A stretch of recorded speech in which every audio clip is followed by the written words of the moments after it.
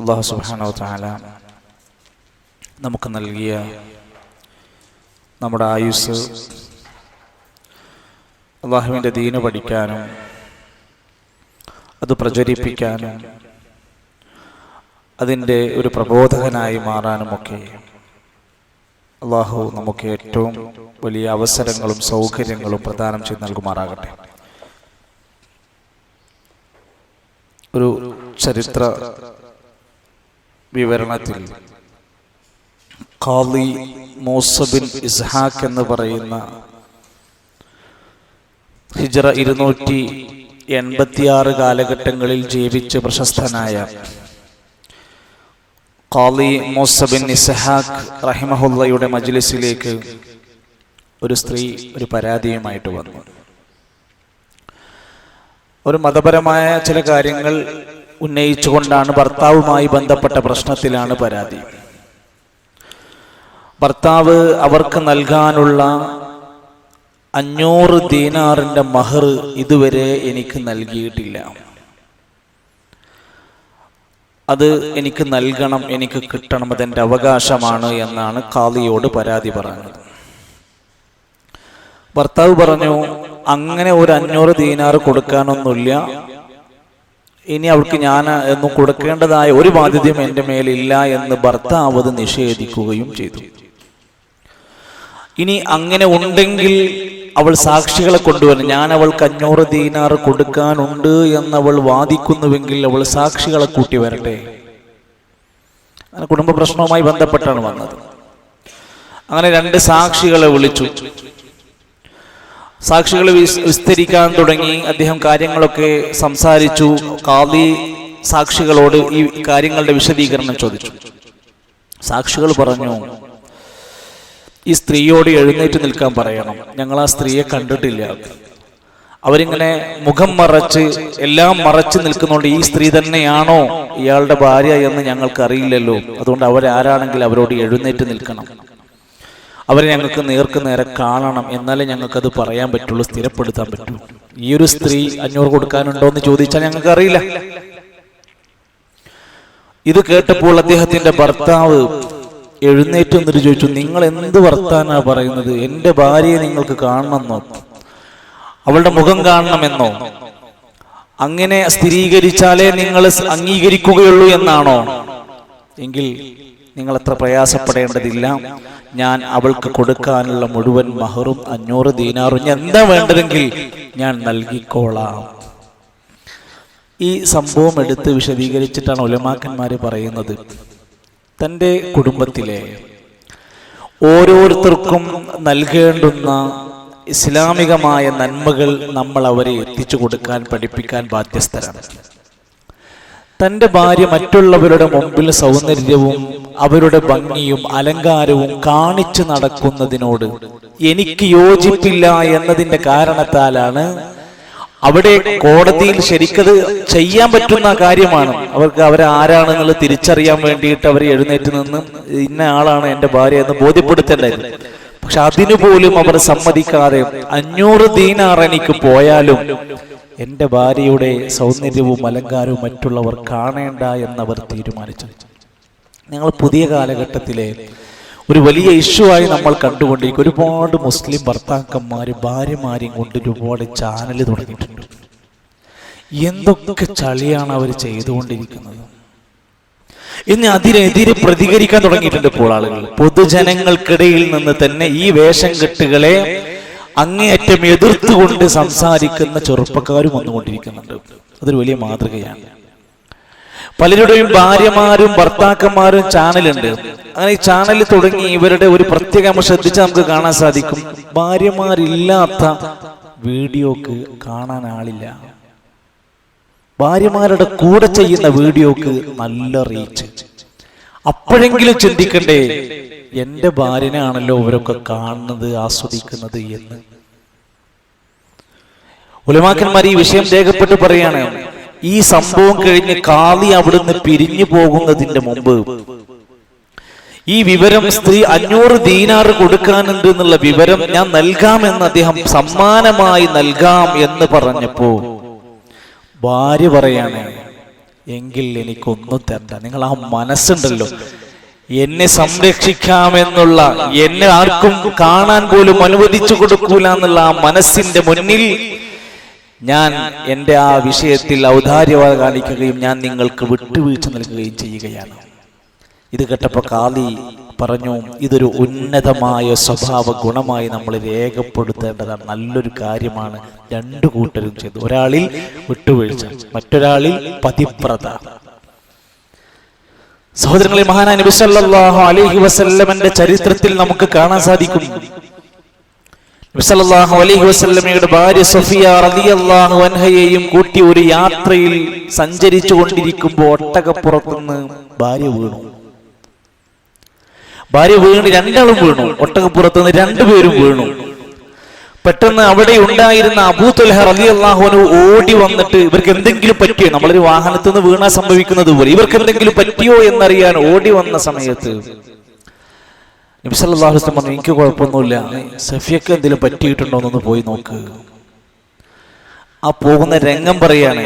അങ്ങനെ പോകാൻ വേണ്ടി നിൽക്കുന്ന സമയത്ത് ത്വൽഹത്ത് റളിയല്ലാഹു അൻഹു ഒരു വസ്ത്രം കൊണ്ട് തന്റെ മുഖം പൊട്ടിപ്പിടിച്ചുകൊണ്ട് വീണ് കിടക്കുന്ന സഫിയ ദേവിന്റെ അടുത്തേക്ക് ചെന്ന് അവരുടെ വസ്ത്രമൊക്കെ ശരിയാക്കി കൊടുക്കണം. ഞാൻ ഒരു സ്ത്രീയെ നോക്കി അങ്ങനെ കിട്ടുന്ന ചാൻസ് ആസ്വദിക്കുന്ന ഒരാളല്ല എന്ന് മനസ്സിലാക്കാനുള്ള സ്വഹാബിമാരുടെ നല്ലൊരു അലാമത്തായിരുന്നു. സഫിയ ബീവിന്റെ അരികിലേക്ക് ചെന്ന് അവരുടെ വസ്ത്രമൊക്കെ ശരിയാക്കി കൊടുത്ത് അവരെ എണീപ്പിക്കുന്ന രംഗം അവിടെ പറയുന്നുണ്ട്. അതേപോലെ തന്നെ ഉലമാക്കന്മാര് എപ്പോഴും രേഖപ്പെടുത്തുന്ന ഒരു കാര്യമാണ്, തന്റെ ഭാര്യയുടെ കൂടെ മറ്റൊരാളെ കണ്ടു കഴിഞ്ഞാൽ എന്റെ വാളിന്റെ മൂർച്ചയുള്ള ഭാഗം കൊണ്ട് ഞാൻ അവനെ കൈകാര്യം ചെയ്യുമെന്ന് സഅദ് ബിൻ ഉബാദ റളിയല്ലാഹു അൻഹു സഹാബി പറയാം. അതെനിക്ക് സഹിക്കാൻ പറ്റൂല, എൻ്റെ ഭാര്യന്റെ കൂടെ വേറെ ഒരാളെ എനിക്ക് കാണുന്നത് പറ്റൂല. ഇന്നത്തെ സാഹചര്യം ആലോചിക്കുന്നത് ഒക്കെ കുടുംബക്കാരാണ്, അതൊക്കെ ഞങ്ങളെ സുഹൃത്തുക്കളാണെന്നൊക്കെ പറഞ്ഞ് എന്തൊക്കെയാണ് നടന്നുകൊണ്ടിരിക്കുന്നത്. അത് കേട്ടപ്പോൾ നബി സല്ലല്ലാഹു അലൈഹി വസല്ലം പറയാണ്, അതഅജബൂന മിൻ ഗൈറത്തി സഅദിൻ, സഅദിന്റെ ഈ ഒരു ഗൈറത്ത്, ഈ ഒരു ദേഷ്യം നിങ്ങളെ അത്ഭുതപ്പെടുത്തുന്നുണ്ടോ?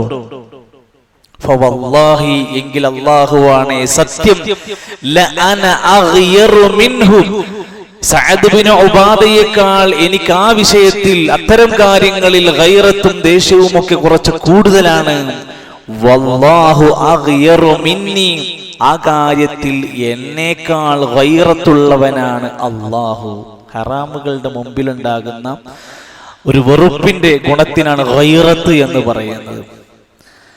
നോക്കൂ നിങ്ങൾ, മഹാന്മാരായ ഉലമാക്കന്മാർ രേഖപ്പെടുത്തി, തന്റെ സ്വന്തം ഭാര്യയെ അന്യപുരുഷന്മാരുടെ കണ്ണുകൾ കൊണ്ട് വ്യഭിചരിക്കാൻ വേണ്ടി ഒരുക്കി നിർത്തുക എന്നത് മനുഷ്യന്റെ ശുദ്ധപ്രകൃതിക്ക് പോലും യോജിക്കാത്ത കാര്യമാണ്. മറ്റുള്ളവരൊക്കെ കാണിക്കുന്നത് ഭാര്യ ആവാം, മകളാകാം, തന്റെ പെൺമക്കളെ, തന്റെ വീട്ടിലെ സഹോദരിമാരെ, അവരൊക്കെ അങ്ങ് ലാവിഷായി നടക്കട്ടെ, അടിച്ചുപൊളിയായി നടക്കട്ടെ എന്ന് വിചാരിക്കുന്നുണ്ടെങ്കിലും അത് നമ്മൾ ഇസ്ലാമിന്റെ ശുദ്ധപ്രകൃതത്തിന് പോലും വിപരീതമാണ് ചെയ്യുന്നത്. അറബി കവികൾ പറയാറുണ്ട്, ഇദാ വഖഅദ്ദുബാബു അലാ തുആമിൻ റഫഅത് യദി വനഫ്സി തസ്തഹി. ഭക്ഷണത്തിനോട് ഇഷ്ടമുണ്ട്, ഭക്ഷണം കഴിക്കണം എന്ന് ആഗ്രഹമുണ്ട്, പക്ഷെ ഉള്ള ഭക്ഷണത്തിൽ ഈച്ച വീണുപോയി എങ്കിൽ നമ്മൾ കഴിക്കാറില്ലല്ലോ. ഈച്ചയുടെ സാന്നിധ്യം വന്ന ഭക്ഷണം നമുക്ക് എത്ര ആഗ്രഹം ഉണ്ടെങ്കിൽ നമ്മൾ കഴിക്കാറുണ്ടോ? നമ്മുടെ ഭാര്യയെ മറ്റുള്ളവർ ആഗ്രഹിച്ചും കൊതിച്ചും നിൽക്കുമ്പോൾ നമുക്കത് എങ്ങനെയാണ്, അതിനെങ്ങനെയാണ് ഒത്തുപോകാൻ പറ്റുന്നതാണ് ചോദിക്കുന്നത്.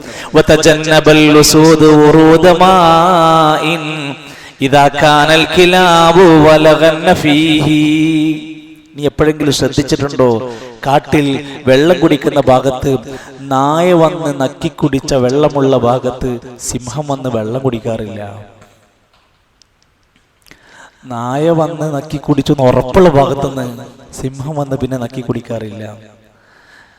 ഇതൊക്കെ ആ വിഷയത്തിലേക്ക് ചേർത്താണ് ഉലമാക്കന്മാർ രേഖപ്പെടുത്തിയത്. ഇമാം അൽ ഖഹ്താനി റഹ്മത്തുള്ളാഹി അലൈഹി പറയാം, പുരുഷന്മാരും ശ്രദ്ധിക്കണം, സ്ത്രീകൾ എങ്ങനെയോ ആകട്ടെ പുരുഷന്മാരും ശ്രദ്ധിക്കണം. ഇന്നർരിജാലൻ നാദിരീന ഇലൻ നിസാ, സ്ത്രീകളിലേക്ക് നോക്കി നടക്കുന്ന പുരുഷന്മാരുണ്ടോ? മിസ്ലുൽ കിലാബി തതൂഫു ബിൽ ലുഹമാനി, അവൻ ആരെന്നറിയോ? മാംസത്തിന് ചുറ്റും വലയം വെക്കുന്ന നായകളെ പോലെയാണ്. ഇറച്ചി കണ്ടിട്ട് ഇങ്ങനെ വെള്ളമിറക്കിയിട്ട് ഇറച്ചി തിന്നാൻ വേണ്ടി കൊതിച്ച് അതിന്റെ ചുറ്റും ഇങ്ങനെ നിന്ന് ഇങ്ങനെ പൊതിഞ്ഞു കൊടുക്കുന്ന നായകളെ പോലെയാണ് ഇത്തരം പുരുഷന്മാർ. ഇല്ലം തസുൻതിൽ കല്ലുഹൂമ ഉസൂദുഹാ ഉഖിലത് ബിലാ ഇവലിൻ വലാ സമാനി, ആ ഇറച്ചി അത് വേട്ടയാടി പിടിച്ചു കൊണ്ടുവന്ന സിംഹങ്ങൾ കാവൽ നിന്നിട്ടില്ലെങ്കിൽ ആ നായകൾ അതിനെ യഥേഷ്ടം തിന്ന് കഴിച്ച് കാലിയാക്കി പോകും. നമ്മുടെ ഭാര്യയെ, നമ്മുടെ കുടുംബത്തെ സംരക്ഷിക്കേണ്ട നമ്മൾ സംരക്ഷിച്ചില്ലെങ്കിൽ അതിനെ മറ്റുള്ളവർ പലതരത്തിലും ഉപയോഗപ്പെടുത്തും. അല്ലാഹു സുബ്ഹാനഹു വ തആല സകല തിന്മകളോടും വിട പറയാനും നന്മകളിൽ മുന്നോട്ട് വരാനും നമുക്ക് തൗഫീഖ് പ്രദാനം ചെയ്യുമാറാകട്ടെ. എല്ലാവിധ അപകട ദുരന്തങ്ങളിൽ നിന്നും അല്ലാഹു നമ്മെ നമ്മുടെ കുടുംബത്തെയും കാത്തു രക്ഷിക്കുമാറാകട്ടെ. أعوذ بالله من الشيطان الرجيم الذي جعل لكم الأرض مهدا وسلك لكم فيها سبلا وأنزل من السماء ماء فأخرجنا به أزواجا من نبات شتى كلوا وارعوا أنعامكم إن في ذلك لآيات لأولي النهى. കഴിഞ്ഞ ആഴ്ചയിൽ നമ്മൾ ഓതിയ ആയത്തുകളാണ്, അതൊന്നുകൂടി ഒന്ന് റിപ്പീറ്റ് ചെയ്യൂ. أعوذ بالله من الشيطان الرجيم الذي جعل لكم الأرض مهدا وسلك لكم فيها سبلا وأنزل من السماء ماء فأخرجنا به أزواجا من نبات شتى كلوا وارعوا أنعامكم إن في ذلك لآيات لأولي النهى. എൻ്റെ മുന്നിലിരിക്കുന്ന വലതുഭാഗത്തിരിക്കുന്ന ആളുകൾ മാത്രം നോദിക്കും.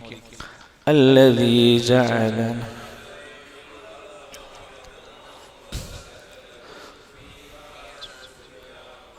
وأنزل من السماء ماء فأخرجنا به أزواجا من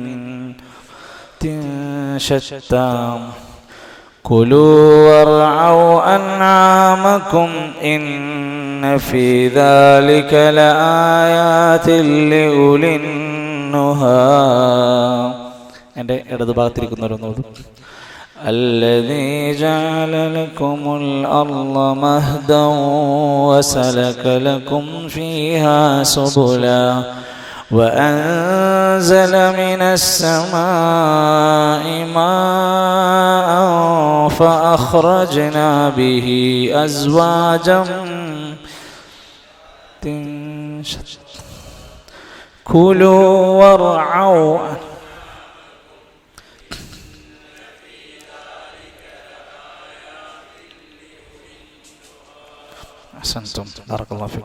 പൊതുവെ പഴയ അവസ്ഥയിൽ നിന്ന് ഓത്തിലൊക്കെ നമുക്ക് അൽഹംദുലില്ലാഹ് നല്ല മാറ്റം കാണുന്നുണ്ട്.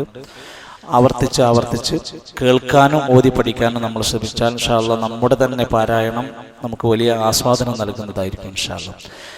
കഴിഞ്ഞ ആഴ്ചയിൽ നമ്മളത് ഓർമ്മപ്പെടുത്തി, അള്ളാഹു നമുക്ക് നൽകിയ അനുഗ്രഹങ്ങളെ ഓർമ്മപ്പെടുത്തി. അല്ലദീ ജഅല ലക്കുമുൽ അർള മഹ്ദാ, അവൻ നിങ്ങൾക്ക് ഭൂമിയെ ഒരു മഹ്ദാക്കി വിരിപ്പാക്കി തൊട്ടിലാക്കി തന്നിരിക്കുന്നു. വസലക ലക്കും ഫീഹാ സുബുല, അതിൽ നിങ്ങൾക്ക് പല വഴികൾ ഏർപ്പെടുത്തി തരികയും പല പ്രവർത്തനങ്ങളും പല കാര്യങ്ങളും ചെയ്യാനുള്ള അവസരങ്ങൾ. വഅൻസല മിനസ് സമാഇ മാഅ, ആകാശലോകത്തുനിന്ന് അവൻ നിങ്ങൾക്ക് വെള്ളം ഇറക്കി തന്നു. ഫഖറജ്നാ ബിഹി അസ്വാജം മിൻ നബാത്തിൻ, നബാത്തുകളിൽപ്പെട്ട പല ജാതി പല ഇനങ്ങളെ പല ഇണകളെ നിങ്ങൾക്ക് പുറത്തു കൊണ്ടുവന്നു. എന്താ ശത്ത എന്ന് പറഞ്ഞാൽ അർത്ഥം പറഞ്ഞത്? ശത്ത മുഖ്തലിഫ, വിവിധങ്ങളായ വ്യത്യസ്തങ്ങളായ. നബാത്ത് എന്ന് പറഞ്ഞാല് ചെടി, നബാത്ത് ചെടി, ജമാദ് ജീവനില്ലാത്ത നിർജീവമായ വസ്തുക്കള്, അങ്ങനെ പേരുകൾ പറയാറുണ്ട്. നബാത്ത്, ജമാദ്, ഹജർ, കല്ല്, അങ്ങനെയുള്ള വസ്തുക്കൾ ഉണ്ടല്ലോ. നബാത്ത് സസ്യങ്ങളിൽ നിന്ന് അള്ളാഹു ഈ അസ്വാജികളെ എല്ലാത്തിലും എന്ന പോലെ ഇണകളെ തന്നു. പിന്നെ കന്നുകാലികൾ നിങ്ങൾക്ക് എന്ന വലിയ നിഅമത്താണ്. കുലു, നിങ്ങൾ അതെന്ത് ചെയ്തോളൂ, കഴിച്ചോളൂ. കന്നുകാലികളെ നിങ്ങൾക്ക് കഴിക്കാം. നീ കൃഷിക്ക് വേണ്ടിയോ അല്ലെങ്കിൽ തോലിലോ മറ്റെന്തെങ്കിലും ആവശ്യങ്ങൾ നിങ്ങൾ അതിനെ മേഞ്ഞ് നടന്ന് അങ്ങനെയും നിങ്ങൾ ജീവിച്ചോളൂ. ഇന്ന ഫീ ദാലിക ലആയാത്തിൻ, ഇതിലൊക്കെ വലിയ ദൃഷ്ടാന്തമുണ്ട്. ആർക്ക്? ലി ഉലിന്നുഹ. ആരാണ് ഉലിന്നുഹ എന്ന് പറഞ്ഞത്? ബുദ്ധി കൊടുക്കുന്ന ബുദ്ധിമാന്മാർക്ക്, ചിന്തിക്കുന്ന ആളുകൾക്ക്, അവർക്കിതിലൊക്കെ വലിയ ഗുണപാഠങ്ങളുണ്ട് എന്ന് നമ്മൾ പഠിച്ചു മനസ്സിലാക്കിയിട്ടുണ്ട്. അത് കഴിഞ്ഞ് തൊട്ടടുത്ത ആയത്തിൽ അല്ലാഹു തആല ഓർമ്മപ്പെടുത്തുകയാണ്, മണ്ണിൽ നിന്നാണ് മനുഷ്യ നിന്റെ സൃഷ്ടിപ്പ്, നീ മണ്ണിലേക്ക് മടങ്ങാനുള്ളവനാണ്, അതേ മണ്ണിൽ നിന്ന് നീ പുറത്തു വരുന്നവനാണ്. മിൻഹാ ഖലഖനാകും വഫീഹാ നുഈദുകും വമിൻഹാ നുഖ്രിജുകും താറതൻ ഉഖ്റാ. ഒരിക്കൽ منها خلقناكم وفيها نعيدكم ومنها نخرجكم تارة أخرى. منها خلقناكم وفيها نعيدكم وفيها نعيدكم ومنها نخرجكم تارة أخرى. منها خلقناكم وفيها نعيدكم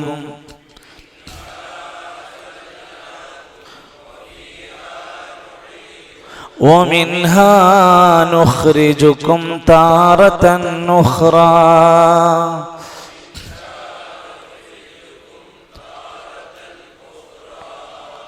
മിൻഹാ ഖലഖനാകും. അവിടെ 2-3 ഹാ പറയുന്നുണ്ട്. മിൻഹാ, അവിടെ ഹാ തുറന്ന ഹാ ആണ്. പിന്നെ ഖലഖനാകും, ഫീഹാ നുഈദുകും വമിൻഹാ നുഖ്രിജുകും താറതൻ ഉഖ്റാ. മിൻഹാ, അതിൽ നിന്നാണ്. അപ്പൊ ഏതിൽ നിന്നാണ്? അതിൽ നിന്നാണെന്ന് പറഞ്ഞിട്ടുള്ളൂ. കാരണം അതിന്റെ മുമ്പിലുള്ള ആയത്തിൽ പറഞ്ഞിട്ടുണ്ട്, ഫഅഖ്റജ്നാ ബിഹി മിൻ നബാത്തിൻ ശത്ത, വിവിധ തരത്തിലുള്ള ചെടികൾ അതിൽ നിന്ന് മുളച്ചു പൊന്തുന്നു. ആ മുളച്ചു പൊന്തുന്ന സ്ഥലം ഏതാ? മണ്ണ്. അതുകൊണ്ട് മിൻഹ, അതിൽ നിന്ന്, ആ മണ്ണിൽ നിന്ന്, ഖലഖനാകും, നാം നിങ്ങളെ സൃഷ്ടിച്ചിരിക്കുന്നു, മനുഷ്യവർഗത്തെ നാം സൃഷ്ടിച്ചിരിക്കുന്നു ആ മണ്ണിൽ നിന്ന്. മിൻഹ ഖലഖനാകും, നാം അതിൽ നിന്ന് നിങ്ങളെ സൃഷ്ടിച്ചിരിക്കുന്നു. വഫീഹ, അതിലേക്ക്. അപ്പൊ ഇതിലേക്കാണ്? ആ മണ്ണിലേക്ക്. നുഈദുകും, ആദ മടക്കുക, നുഈദു നാം മടക്കുന്ന. അല്ലാഹു പറയാണ് നാം മടക്കും, കും നിങ്ങളെ, ഫീഹാ നുഈദുകും നാം നിങ്ങളെ അതിലേക്ക് തന്നെ മടക്കും. വമിൻഹ, അതിൽ നിന്ന് തന്നെ, നുഖ്രിജുകും, ഖറജ യുഖ്രിജു, ഖറജ യഖ്റുജു, അഖ്റജ യുഖ്രിജു. ഖറജ എന്ന് പറഞ്ഞാൽ ഒരാൾ സ്വയം ഒരുങ്ങി പുറപ്പെട്ടു പോണതിനാണ് ഖറജ എന്ന് പറയുന്നത്. അഖ്റജ എന്ന് പറഞ്ഞാൽ വേറെ ഒരാൾ പുറപ്പെടിപ്പിച്ച് കൊണ്ടുവരുന്നതിനാണ് അഖ്റജ എന്ന് പറയാ. ഇവിടെ എന്താ പറഞ്ഞ്?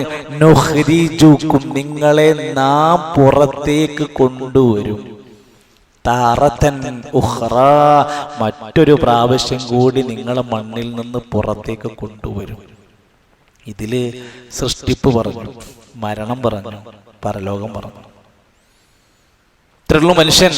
എന്തൊക്കെയുള്ളത്? നിങ്ങളെ സൃഷ്ടിച്ചു, നിങ്ങൾ മണ്ണിലേക്ക് മടങ്ങും, നിങ്ങളെ മണ്ണിന്ന് പുറത്തേക്ക് കൊണ്ടുവരും. മനുഷ്യന്റെ ലക്ഷ്യം അവിടെ കൃത്യമായി പഠിപ്പിക്കുകയാണ്. സഹോദരങ്ങളെ, മനുഷ്യനെ നാം മണ്ണിൽ നിന്നാണ് പടച്ചത് എന്ന് പറഞ്ഞാൽ നമുക്ക് വേണമെങ്കിൽ ചോദിക്കാം, ഞാൻ എങ്ങനെ മണ്ണിൽ നിന്ന് പടച്ചു എന്ന് ചോദിച്ചാൽ പാരമ്പര്യം വെച്ച് നോക്കിയാൽ ആദം നബി അലൈഹിസ്സലാമിന്റെ പാരമ്പര്യത്തിലാണ് നമ്മളുള്ളത്. ആദം നബി അലൈഹിസ്സലാം എവിടുന്നാ സൃഷ്ടിക്കപ്പെട്ടത്? ആദമ മിൻ തുറാബിൻ, എവിടുന്ന? മണ്ണിൽ നിന്നാണ് ആദം സൃഷ്ടിക്കപ്പെട്ടിരിക്കുന്നത്. ഇനി പാരമ്പര്യമല്ല, പൊതുവെ നമ്മളൊക്കെ മണ്ണിൽ നിന്നാണ് എന്ന് പറയാനുള്ള കാരണം ഉലമാക്കന്മാർ പറഞ്ഞു, നമ്മളൊക്കെ മണ്ണിൽ നിന്ന് ഉൽപ്പാദിപ്പിക്കപ്പെടുന്ന സസ്യങ്ങളും ചെടികളും ധാന്യങ്ങളും ഒക്കെ കഴിച്ചാണല്ലോ നമ്മൾ ജീവിക്കുന്നത്. അതിൽ നിന്നാണല്ലോ നമ്മുടെ അണ്ടോൽപാദനവും മറ്റു കാര്യങ്ങളെല്ലാം നടന്നുകൊണ്ടിരിക്കുന്നത്.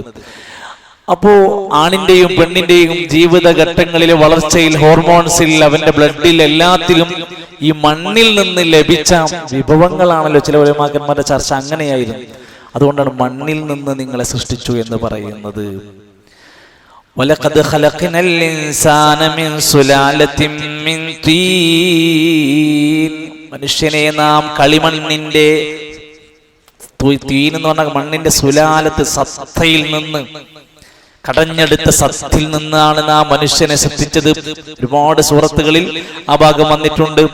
മഹാനായ അബൂ ഹുറൈറ റളിയല്ലാഹു അൻഹു ഉദ്ധരിക്കുന്ന ഹദീസിലും പറഞ്ഞു, നബി സല്ലല്ലാഹു അലൈഹി വസല്ലം ഒരിക്കൽ പറഞ്ഞു, അൻതും, നിങ്ങൾ, ബനൂ ആദമ, നിങ്ങളൊക്കെ ആദമിന്റെ മക്കളാണ്. വആദം മിൻ തുറാബ്, ആദം അലൈഹിസ്സലാത്തു വസ്സലാം എവിടുന്നാണ്? മണ്ണിൽ നിന്ന് വന്നവനാണ്, മണ്ണിൽ നിന്ന് സൃഷ്ടിക്കപ്പെട്ട, കളിമണ്ണിന്റെ സത്തിൽ നിന്ന്. അതേ മനുഷ്യനെ നാം എന്ത് ചെയ്യുന്നു? ആ മണ്ണിലേക്ക് മടക്കി കൊണ്ടുപോകുന്നു. മരിക്കുവോളം മണ്ണിന്റെ മേലെ നടന്ന മനുഷ്യൻ മരിച്ചു എന്നറിഞ്ഞാൽ എത്രയും വേഗത്തിൽ ഖബറിറക്കം ചെയ്യണം. കാരണം ഇനി ആ മനുഷ്യന്റെ, ആ മൃതശരീരത്തിന് ഏറ്റവും യോജിച്ച സ്ഥലം മണ്ണാണ്, ആറടി മണ്ണാണ്. മണ്ണിന്റെ മുകളിൽ ജീവിച്ചിരുന്ന മനുഷ്യർ അവന്റെ ജീവിതകാലം കഴിഞ്ഞ് ഏത് സമയത്തും അവൻ ഈ മണ്ണിനോട് വിട പറയണം. ഏത് സമയത്തും അവൻ ഈ ലോകത്തോട് വിട പറയണം. ഏത് പ്രായത്തിലും വിട പറയണം. എപ്പോഴും അവൻ ഒരുങ്ങിയിരിക്കണം. ഏത് സമയത്തും അവൻ ഈ മണ്ണിന് താഴേക്ക് ഇറങ്ങാനുള്ളവനാണ്. അന്ന് നമ്മൾ മരിച്ചു എന്ന വിവരം അറിഞ്ഞാൽ നമ്മളെ കൊണ്ടുപോയി മറവ് ചെയ്യാനുള്ള 6 അടി മണ്ണ് ഖബറ് എല്ലാ പള്ളിക്കാട്ടിലും റെഡിയാക്കി വെച്ചിട്ടുണ്ട്. 1 or 2 ഖബറ് എല്ലാ മഹല്ല് ഖബർസ്ഥാനിലും എക്സ്ട്രാ റെഡിയാണ്. ആരാ വരാനുള്ളതെന്ന് അറിയൂല. ജസ്റ്റ് ഒരു ഫിനിഷിംഗ് വർക്ക് മാത്രമേ പെൻഡിങ് ഉണ്ടാവുള്ളൂ. കുളിപ്പിക്കാനുള്ള കഫൻ പുടവയടക്കമുള്ള എല്ലാ സാധനങ്ങളും മാർക്കറ്റിൽ ഏത് അർദ്ധരാത്രിക്ക് ചെന്നാലും ആൾക്കാർ തുറന്നിരും. ഒരു മരണമുണ്ട്, ഒന്ന് എടുത്തരുമോ എന്ന് ചോദിച്ചാൽ ഇപ്പൊ പറ്റില്ല എന്നൊരു പറയില്ല. ഏത് അർദ്ധരാത്രി വന്നാലും മോല സാധനം എടുത്തരും. അതും റെഡിയാണ്. നമ്മൾ കൊണ്ടുപോകാനുള്ള ലഗേജ് റെഡിയാക്കിയിട്ടുണ്ടോ എന്നാണ് ഈ ആയത്ത് നമ്മുടെ മുമ്പിൽ. നിങ്ങളൊക്കെ മണ്ണിലേക്ക് മടക്കും. നമ്മളൊക്കെ ഏറെ സ്നേഹിക്കുന്ന നമ്മുടെ പ്രിയപ്പെട്ടവരായ, നമ്മുടെ ഏറ്റവും പ്രിയപ്പെട്ട മക്കൾ പോലും അവസാനം പേര് മാറ്റി വിളിക്കാൻ തുടങ്ങും. ഏറ്റവും ഒരു അവസ്ഥ, ആളെ തന്നെ മാറി. പൊന്നുപ്പ എന്ന വിളിയും മക്കൾ മാറ്റുമേ, ഉടൻ മയ്യിത്തെന്ന പേരു മാത്രമാകുമേ.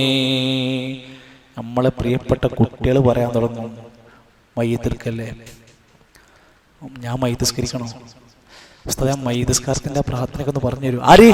ഇതുവരെ ബാപ്പാന്ന് വിളിച്ച ആള്, ഇതുവരെ ഉമ്മാന്ന് വിളിച്ച ആള് പേരാണ് മാറ്റി വിളിക്കാൻ തുടങ്ങി.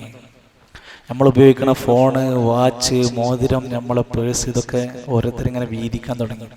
നമ്മളെ ഡ്രസ്സ്, നമ്മളൊക്കെ ഉപയോഗിച്ചിരുന്ന ഡ്രസ്സ് പറ്റുന്ന സൈസുള്ള തരത്തിലുള്ള വേറെ ആർക്കെങ്കിലും കൊടുക്കാൻ പറ്റുമെങ്കിൽ അതൊക്കെ കൊടുക്കും.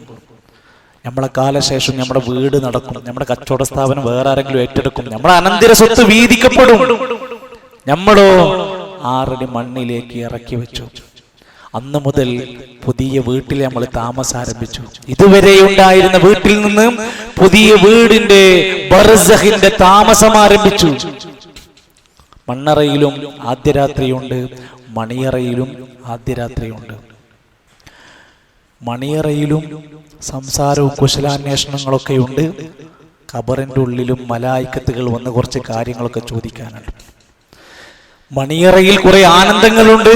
നല്ല പോലെ ജീവിച്ച മനുഷ്യൻ ആദ്യരാത്രിയിൽ എന്ന് പറഞ്ഞിട്ട് ഒരു നവവധുവരന്മാരുടെ ജീവിത സന്തോഷങ്ങളെ പോലെ നിങ്ങൾ സന്തോഷിക്കൂ എന്ന് പറയുന്ന ഒരു ജീവിതം അവിടെയുണ്ട്.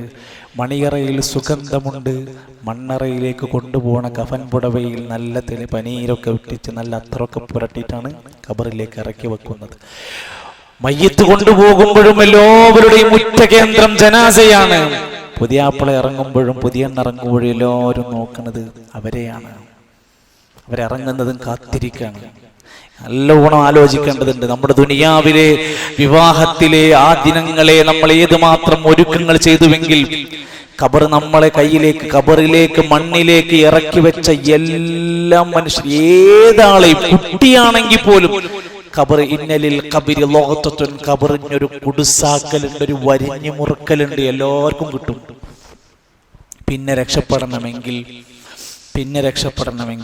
അമലുണ്ടാവണം, അമലു സാലിഹാത്ത് വേണം. മിൻഹാ ഖലഖനാകും, മണ്ണിൽ നിന്നാണ് പടച്ചത്. വഫീഹാ നുഈദുകും, ആ മണ്ണിലേക്ക് നിങ്ങളെ മടക്കുന്നതാണ്. വമിൻഹാ നുഖ്രിജുകും താറതൻ നുഖ്റാ, അതേ മണ്ണിൽ നിന്ന് നുഖ്രിജുകും, നിങ്ങളെ പുറത്തു കൊണ്ടുവരും. താറതൻ നുഖ്റാ, മറ്റൊരു പ്രാവശ്യം. ഹദീസിൽ വന്ന വാക്ക് നബി സല്ലല്ലാഹു അലൈഹി വസല്ലം വിശദീകരിക്കണ ഒരു മഴ അങ്ങോട്ട് പെയ്യും, ശക്തമായ മഴ. ആ മഴ അങ്ങ് പെയ്താൽ നമ്മുടെയൊക്കെ നാട്ടിൽ കൃഷിക്കാരോട് ചോദിച്ചാൽ മതി, ചീരയുടെ ചെറിയ വിത്ത് ഉണ്ടാവുമല്ലോ, ആ വിത്ത് അങ്ങോട്ട് പരത്തിയിട്ട് 3 ദിവസം കഴിഞ്ഞാൽ ഇങ്ങനെ മുളച്ചു പൊന്താൻ തുടങ്ങും. ചീരച്ചെടികൾ മുളച്ചു പൊന്തുന്ന പോലെ ഖബറിൻ്റെ ഉള്ളിൽ നിന്ന് മനുഷ്യരിങ്ങനെ പുറത്തേക്ക് വരാൻ തുടങ്ങും. അഫലാ യഅലമു ഇദാ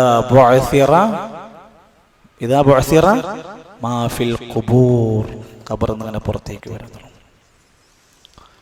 വനുഫിഖ ഫിസ്സൂർ ഫൈദാഹും മിനൽ അജ്ദാസി ഇലാ റബ്ബിഹിം. എല്ലാവരും യാസീൻ സൂറത്തും നിങ്ങൾ അതും പഠിച്ചിട്ടില്ലേ? വനുഫിഖ ഫിസ്സൂരി ഫൈദാഹും മിനൽ അജ്ദാസി ഇലാ റബ്ബിഹിം യൻസിലൂൻ. ഇനിയിപ്പോൾ അടുത്തൊരു ജനാസയുടെ ആവശ്യത്തിന് ഒരു കുടുംബത്തിലൊരു മരണം ഉണ്ടായി. അല്ലാഹു അദ്ദേഹത്തിന് മഗ്ഫിറത്ത് നൽകുമാറാകട്ടെ. അപ്പോൾ ഉസ്താദ് ഖബറിൻ്റെ അടുത്തിൽ വന്ന് തൽക്കീന് ചെല്ലാൻ വേണ്ടി ഖബറിൻ്റെ അടുത്ത് വന്ന് ഇരുന്നിട്ട് തുടങ്ങണം എന്താ അറിയോ? കുല്ലു നഫ്സിൻ ദായിഖത്തുൽ മൗത്ത്. എവിടെ മരിച്ച് ഖബറടക്കം കഴിഞ്ഞ് ഖബറിന്റെ തലക്കുഭാഗത്തിരുന്നിട്ട് മയ്യത്തിന് ഉപദേശം കൊടുക്കുകയാണ്. കുല്ലു നഫ്സിൻ ദായിഖത്തുൽ മൗത്ത്, എല്ലാവരും മരിക്കൂട്ടോ. ജീവിച്ച കാലത്ത് പറയില്ല, മിമ്പർമെന്ന് പറഞ്ഞു കൊടുക്കൂല, ആളുകളെ കാണാതായാൽ അന്വേഷിക്കൂല, രോഗം വന്നാൽ ഉപദേശിക്കൂല. മരിച്ച പിന്നെ ഉപദേശം. ഖബറിലേക്ക് ഇറക്കി വെക്കാൻ നേരത്ത് സൂറത്തുൽ മുൽക്കോട് മുൽക്കാണ്. ഇപ്പൊ പലയിടത്തും തുടങ്ങിയിട്ടുണ്ട്. തബാറക്കല്ലദീ തുടങ്ങുകയാണ്. തസ്ബീത്തൊക്കെ പിന്നെ തബാറക്ക തുടങ്ങുകയാണ്. ആ തബാറക്ക എന്നാ ഓതണ്ടെന്നറിയോ? നമ്മൾ ജീവിച്ചിരിക്കുന്ന കാലത്ത് നമ്മളെ രക്ഷക്ക് നമ്മൾ ഓതി പഠിച്ച് പതിവാക്കേണ്ട സൂറത്താണ് സൂറത്തുൽ മുൽക്ക്. അല്ലാതെ മരിച്ച് വേറുള്ള ആൾക്കാരൊക്കെ പഠിക്കുന്ന ഓതിയുകൊണ്ട് ഖബറളിക്കതുകൊണ്ട് രക്ഷപ്പെടാൻ കഴിയൂല.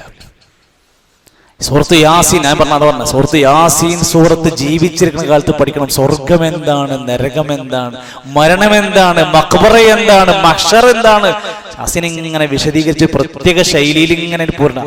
ആ സൂറത്തെങ്ങാനും എല്ലാ മഹലിലും അർത്ഥം വെച്ച് പഠിപ്പിച്ചാണ്ടല്ലോ, പിന്നെ ആ നാട്ടിൽ ഈ ഖുറാഫാത്തിന് ആളുണ്ടാവില്ല.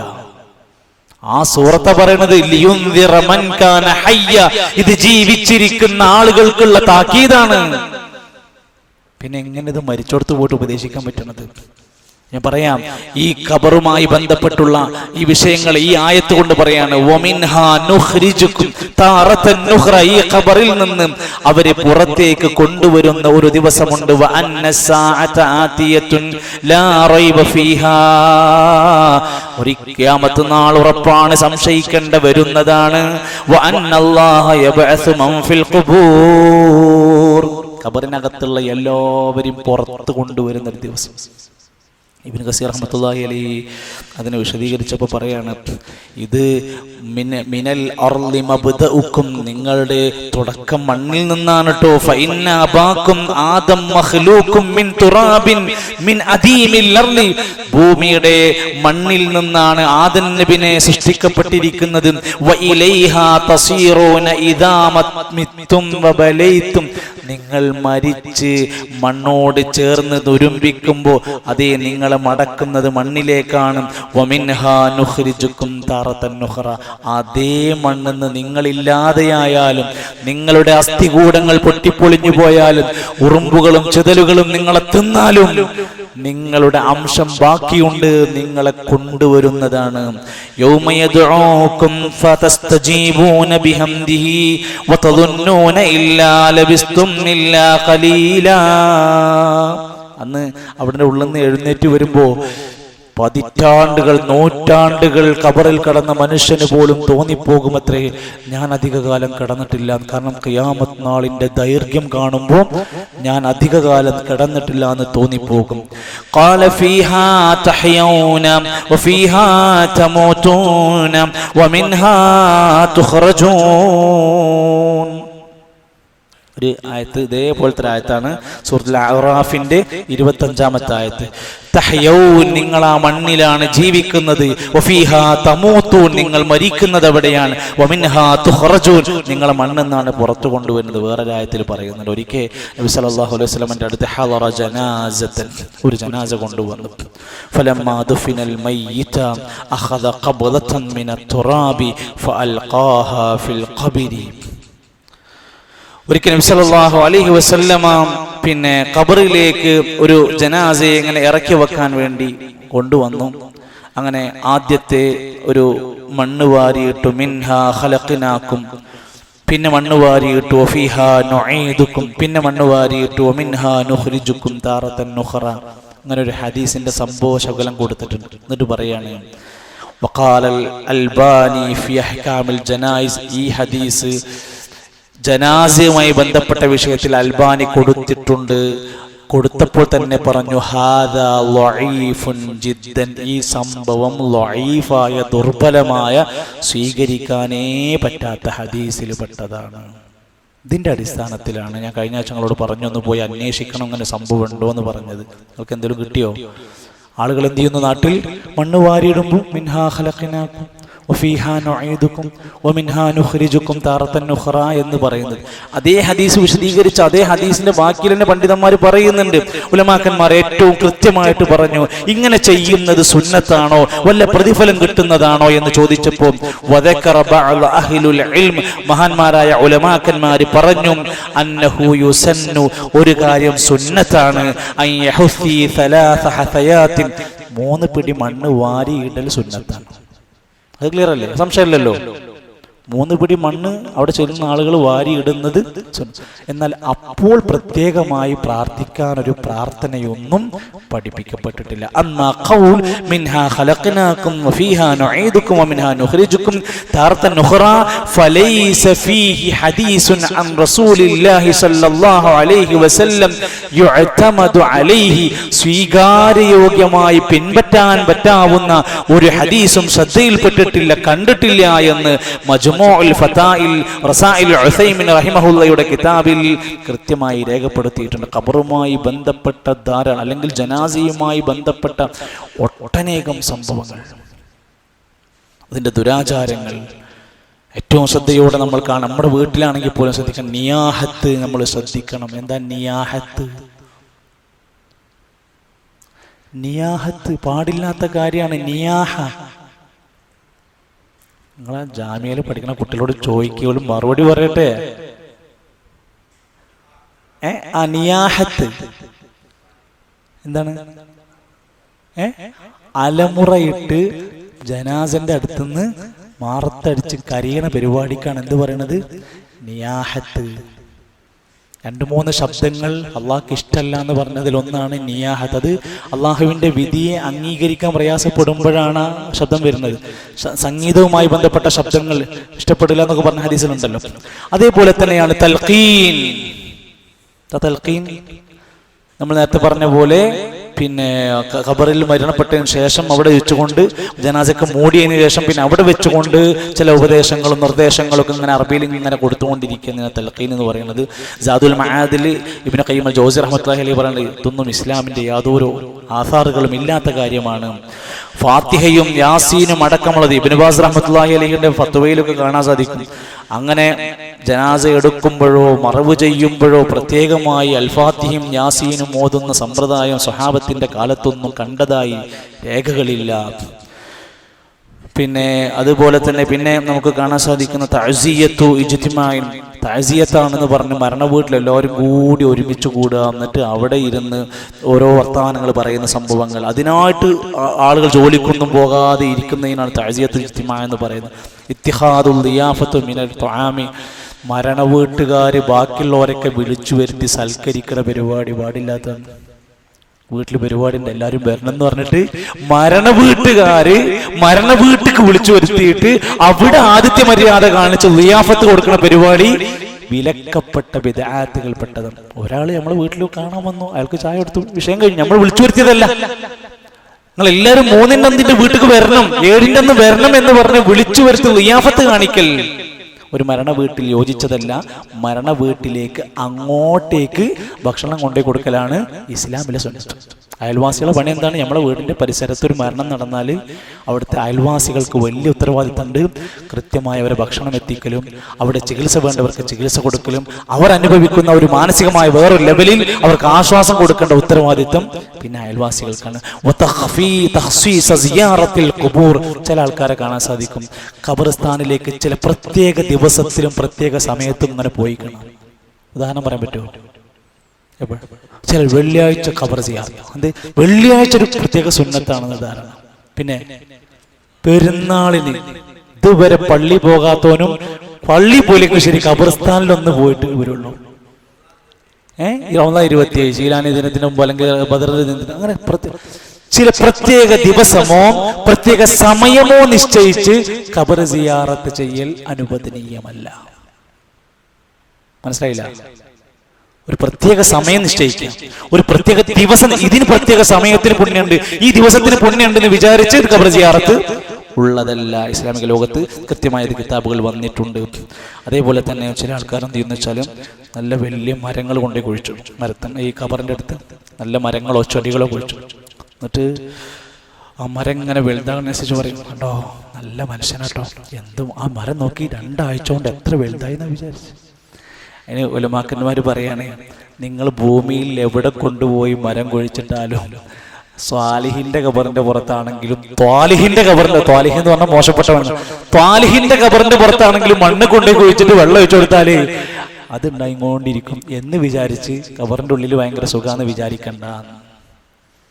പുറത്ത് വലുതാകണ മരത്തിനനുസരിച്ചല്ല ഉള്ളിലുണ്ടാകുന്ന കാര്യം എന്ന് മനസ്സിലാക്കാൻ വേണ്ടിയിട്ട് ഉലമാക്കന്മാർ പറയാം, നമ്മൾ ചെയ്ത അമല് തന്നെയാണ് പ്രധാനം. അല്ലാതെ മരിച്ചതിന് ശേഷം കുറെ അടിയന്തരം 3, 7, 40 ആണ്ടും ഇതൊക്കെ തീറ്റയാണ്.